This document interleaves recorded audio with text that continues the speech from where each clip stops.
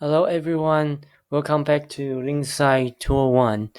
In this section 1.2, we are going to talk about three different concepts. Universal grammar is the first one, and then we are going to talk about prescriptive and descriptive grammar, and then common misconceptions about language. So we are going to have three videos for this set. Okay, the first one is universal grammar. Uh, Universal grammar is also known by these two names: nativism, innatism.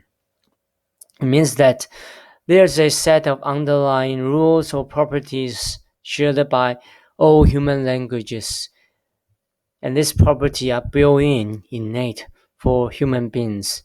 It means that as long as you are a human being, you have the same gene, then this property are encoded inside your gene. You know how to speak a human language.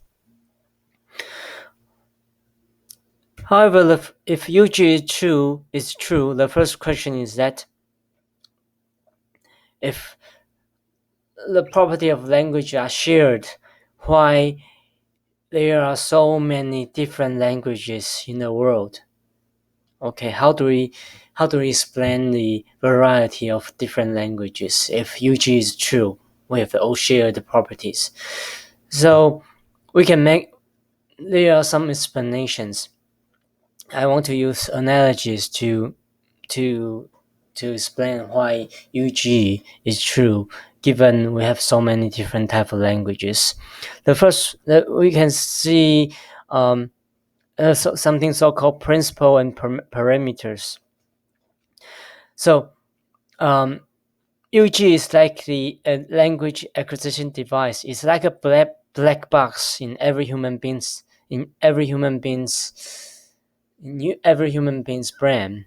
It's like something like this, a box, and you have different switches.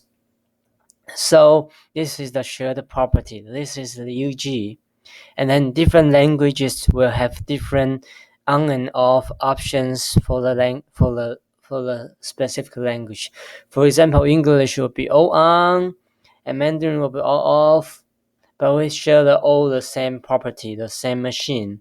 It just so in other words, when a child try to pick up a language, he or she already has that thing. All he or she needs to learn is the combination of all these switches. Okay.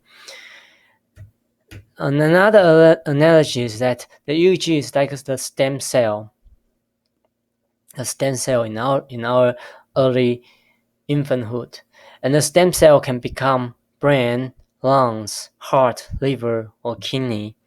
But however, as long as it becomes a brain, it cannot go back to stem cell. The same thing goes to UG.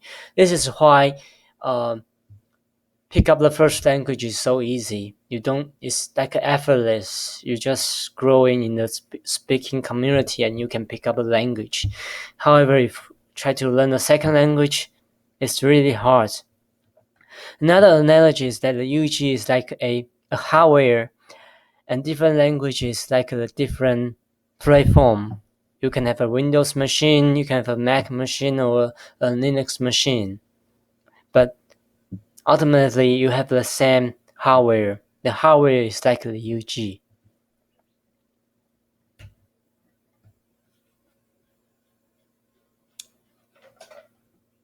And there are some evidence for UG, some supporting evidence. So, the first one is poverty of the stimulus. It means that there's no enough exposure of data for children to make the generalization of grammar. It means that they don't have enough input. However, they can always guess right. It means that they are not guessing. They already have their answer in mind. It means that there must be something already built in. So this is the first evidence. They don't have enough input, but they can make all the correct predictions. They can make all the correct utterances. They just do not have enough input. So it means that there must be something inside their brain when they are born. This is the property of a stimulus argument. Uh, The second one is that children are exposed to different inputs, right? In different speaking speaking community, they have different inputs. However, they have the same stage of grammar development, so they all converged onto the same grammar. So without something shared in common, it is impossible to have a convergency. The third one is uniformity. All children acquire language, go through the same stages in the same order. Stage A, stage B, stage C. No matter what language you speak, they go to the same. The language development are done in the same order. This is another evidence for UG.